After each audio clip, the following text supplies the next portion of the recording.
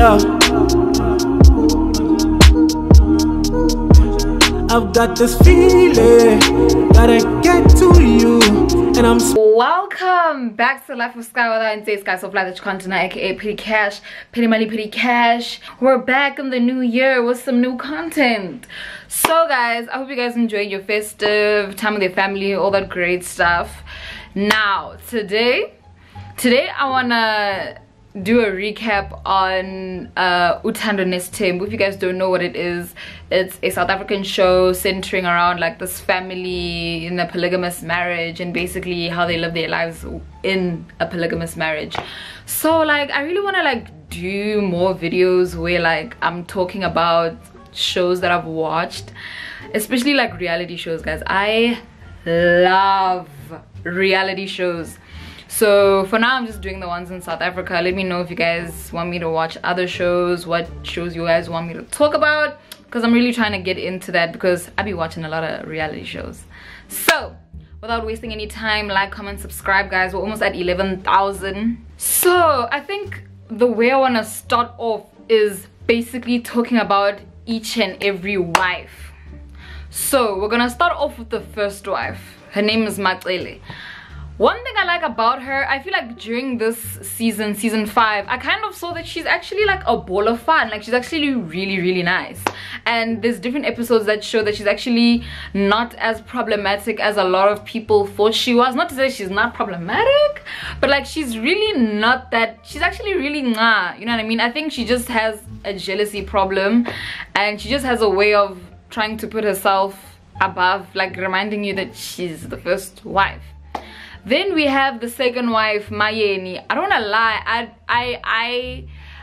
I don't know how I feel about her at this moment. Like I like her, she like stands up for herself, like she doesn't play that child. One thing about Mayani, she really stands for what she believes in. She doesn't ngenga a guy like all the other wives. Yeah, not all the other wives, but some of the other wives, they do kind of like beg the husband and like, you know, they give in to what he wants.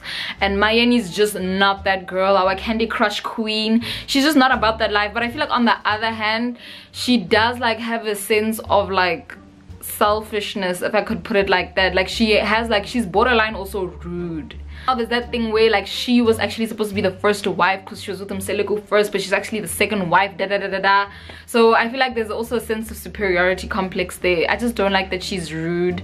And yeah, then we have Makumalo. I feel like she's a fave. A lot of people feel like she's a walkover, and I feel like people are not used to people being kind. Like just because someone is really sweet and kind doesn't necessarily mean that they're a walkover. Just because someone doesn't like to fight doesn't mean that they're a walkover. Some people just prefer to just be like, okay, sharp, you win, let's move on. You know, a lot of people are like that. So, and I feel like Makumalo is like the team player out of all of the wives. I can say she's the wife with good vibes. I can't say anything bad about her. I just hate that during this season, I feel like it was always emphasized how she can't conceive. And then we have the lost wife, Mangwabe. So Mangwabe is very, I feel like the first impression you'd kind of think like she's the kind of person like she thinks Kenayena, if that makes any sense, you know. But as time, especially with the other seasons, like I never really kind of understood the kind of person she was until I watched. I think this season really showed what kind of person Mangwabe is. I kind of feel like to some extent she was like the star of the season because she came with the drama. She's another wife that doesn't take the husband's bull, okay? She doesn't just consume anything just because like she's new, she's the last one, hey, what. She's not like that, you know what I mean? And I feel like a lot of things we didn't understand about Mangwabe became so much more clear during the season, you know what I mean? But I'll get into that throughout the whole video. I'm gonna talk about moments in this whole season that stood out to me. The first, I should say, Ntsei-Sky, the husband, meets up with the lost wife Mangwabe, and they're having a little chat about like their marriages, going over things, and it was a very intense conversation about what they want in life. And you can tell like Mangwabe is very tense, she's giving very much attitude. And one thing that was shown in that episode is actually how Ntsei-Sky can't take someone that can stand up for themselves, and he just doesn't know how to handle someone that won't agree with him. He can't handle someone that has their own. And throughout the season, I saw people were very confused as to why is like Mangwabe so rude, she's so stuck up, she doesn't come to the party. People were even saying, girl, this lady has checked out of the marriage a long time ago. Towards the end, it kind of came out that because this, ever since the previous season, Mseleku has been talking about getting a 5th wife. They call her number 5. They've been talking about getting number 5 this, number 5 that. Oh no, it's just a girlfriend, da da da da. And I remember the first wife was like, you would never just say she's just a girlfriend if she wasn't important. Like, you keep bringing her up, that means you kind of see her more than a girlfriend, you know what I mean? And I think with the last wife, Mangwabe, he promised her that after they get married, he won't marry anyone else. So now you're telling us about number 5. You're going against what we agreed on. Like, the whole basis, not like the whole basis, but kind of like the whole basis of us being together was for you not to get another wife after we get married. And what do you go do? Talk to us about getting another wife, you know? So I think that's where like the whole marriage was cracking for them, and she's kind of checked out of that marriage, if I'm being honest, because the whole season she's been so unbothered. Like, she hasn't been trying to hide it in front of the kids. Like, she catches the attitude, you know? And I think another thing is that another part that stuck out to me was when Yana, the last wife, she graduated from school. So this year she finished her studies, because this whole time, that's also why I think in previous seasons she wasn't showing as much, featuring as much, because she was busy with school, work, raising kids. And I feel like also the other thing that really irritated me the whole season is how like the husband is like, oh yeah, I have to go find a wife to go protect Makumalo's house so that her surname doesn't die out. You know, this thing of men making it seem like what they're doing is in your best interest. Like, you want to make it seem like you're getting a wife to come and vusumuzi wam, and that's not the case. You just want another girly.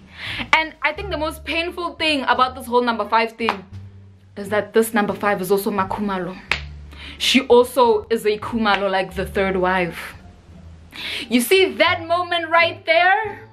That moment right there, guys, that was so shady for me, and that was actually heartbreaking. I feel like the whole season it was always thrown in Makumalo's face that she can't have kids. You know, the other thing that I've also realized about the first wife, Macele, she gives like she's definitely a ball of fun and she's really nice, but I feel like she's also the kind of person that like takes the guy's side over the girl's side, even kind of when it shouldn't be like that. She gives very, that's my man, I'm gonna stick beside him. There's a lot that sometimes we don't seem to understand about Mangwabe. The time when she chose that she's going to drive her kids to school and all the other children in the family are using transport. So it's like, at first when I saw it, I'm like, dude, I understand those are your kids, but like, can't you just let them go with the same transport? Like, you look like you're snacks. Also, the other kids are going to feel like there's no unity. The other kids are going to feel like the one mother loves their children more, and that's why they're not going with like public transport. Kandi, it turns out my calculations show me that actually there was actually an incident that happened with Mangwabe's kids. I think one of the kids was hurt or attacked while they were going with the public transport, and the driver was there and he didn't really do much to salvage the situation. And even after the child was injured, they kind of wanted to keep it like a hush-hush thing, like don't tell Mangwabe what happened to her child, you know what I mean? So like, my child is out there in the world, my child is getting injured in the world, and then you guys want to keep it from me.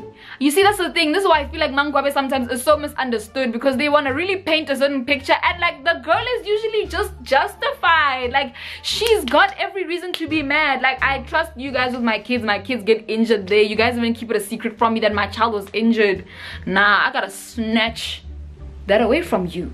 I could be wrong, I really could be wrong, but I'm not sure how I feel about Macele knowing that the number 5 is a Kumalo and not sharing that information with Makumalo. You know, one could argue that like it's not her place, which fair enough, it isn't, but like she says that she's someone that's very, the first wife is someone that's very honest, you know, she's very like upfront with it. And at the same time, if you feel like something is not your place to say, why do you bring it up in the first place? You know, which is why I kind of side-eye Makele a bit about what she did. She had this whole conversation, how would you feel if like our husband came home with someone from your family? Like, this is not just a conversation. Like, you're insinuating something or you're telling something, but you don't want to actually come out with it, and you want to be like, oh, it's actually not my place. And then you can't be upset with, you can't be mad that I'm mad at you, you know what I mean? Because you had a conversation that you knew very well wasn't your place, but you don't actually see it through, and then you're gonna get angry at me when I actually just expected you to be straight up. Like, guys, don't start conversations that you won't be able to finish, okay? I feel like that's where it was giving very much Iscariot, very much the Scaria, you know? Yeah, I just can never get over how Mangwebe has checked out of this whole family situation. There's so many incidents where she looks so happy. There's a time she meets up with her girlfriends. She's so happy. She's no longer Mangwabe. She's now Mbali. She's now Nombela. You know, she's having such a great time with her girls. But when she's with this family, her spirit is low. That also just shows, guys, family can bring down your spirit, guys. We like to talk, oh, family sticks together. I feel like sometimes this whole family sticks together thing is just a saying people use just so we can be close to each other for no reason. Like, you want us to stick together, but you guys don't act like family. You guys are just saying we must stick together so that you can keep asking me for money, so that you can keep abusing me. You just want us to say stick together so that you guys can have free reign to do your nonsense. I feel like that's why some people, family sticks together, you know, you can't cut off family, you can't do this. Like, you guys are just saying that so that you guys can carry on doing your makakas all under the guise of family sticks together, we're a family, you know. I feel like sometimes friends be acting more like family than family be acting like family. Like, you will go and consult and you'll find out it's your own family members bewitching you. What is that? And then family must stick together so that you can stick closer to me to bewitch me. Unfortunately, some things are really also just a chemistry thing. Hey, like, family Leona has to have chemistry. Now we're just sticking together, and I don't even know what to tell you because we don't really got chemistry like that. And sometimes it's okay, guys. It's okay. It's okay to not gel with everyone in your family. Let's not force, guys. 2022, let's stop this thing of forcing. Also, I don't wanna lie, I don't wanna play the devil's advocate, but there were times, there genuinely were times where, in regards to talking about number 5, I also kind of felt like with the wives, just a teeny little bit. You guys also know what this marriage situation was, you know? Like, you guys kind of knew you were getting into a polygamous marriage. So when the polygamist wants to do his polygamy things, you guys also can't get mad. You rather step out and leave the nigga to do his things, because you guys kind of came to this home knowing what the situation was.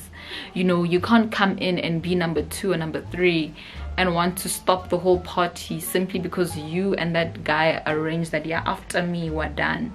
You know what I mean? So to a certain extent, it's also kind of like, but guys, even you guys, you knew the arrangement here. One thing about guys, if you don't give them that bumper, they'll never stop. As umfazi, you must give a guy a bumper, because a guy will never stop if you don't stop him. Especially when a guy can see how far you can just let him ski. Okay, now let's unpack this part of the season where the first wife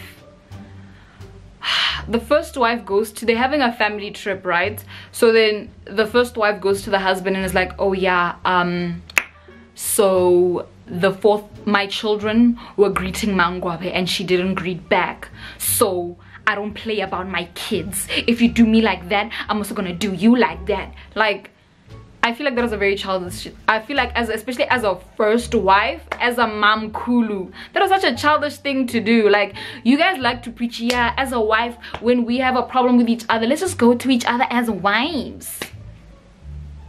Yeah.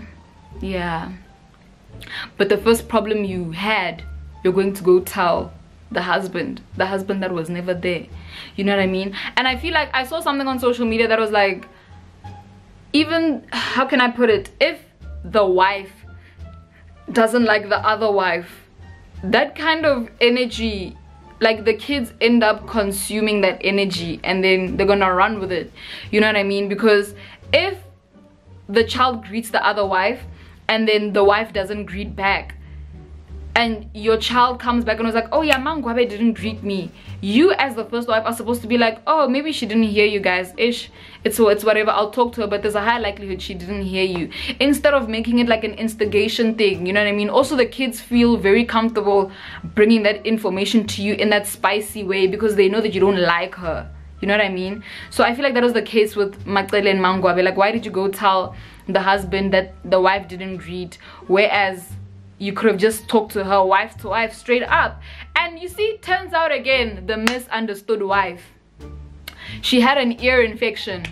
Like, she's walking around with those cotton pads in her ear. She has an ear infection. She can't really hear clearly. So when they greeted her, she didn't even hear. So what kind of sane person would ignore kids when they're greeting them? You know what I mean? And I feel like because she didn't try and find clarity, she already jumped to her own conclusions. She tends to be unreasonable sometimes, the first wife. Not to say that kids are stupid, but kids just be stupid sometimes. So you can't completely consume the whole thing that the child is saying. You need to go and find out, ascertain, make sure that what they're saying is pure facts. You just took what the children are saying, got that spicy way, and then you ran with it, and then now you're having a temper, you know, on something that has both sides to the story. She didn't hear she has an ear infection. So I don't really like that. And she turned it into a whole, yeah, I don't play about my kids, I don't play. Like, girl, if you're gonna square up, pull up.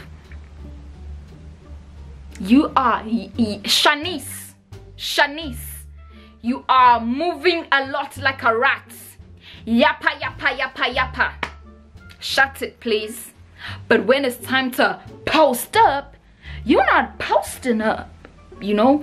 You're doing little raw, scary in the bushes, but you're not actually biting. You see what I'm saying? You're scratching, but the roar is not. You see what I see? And then let's come to the final episode where it all came crashing down. Now they're having a meeting. My first problem with this meeting is that they just started having this conversation in front of the children. Mangwabe and Mayani, my two queens that look out for themselves, were like, if you get that wife, I'm out of here. And I could really tell, if there's one person I could really tell was not playing, was Mangwabe. She meant it. She was not playing. She meant every word. If he comes home with that wife, it's wraps. It's over. I'm not like there. I don't even think it's a threat. It's a promise. Mayani, I think she could definitely leave, but I'm not sure yet. I'm definitely not sure yet. One thing I hated was when he told, was it Makumalo or Matsele, that when you love me, you'll never leave me. You know, the moment a man thinks you will never leave them, you must leave. And that's exactly why I really feel like Mangwabe was the champion of the season.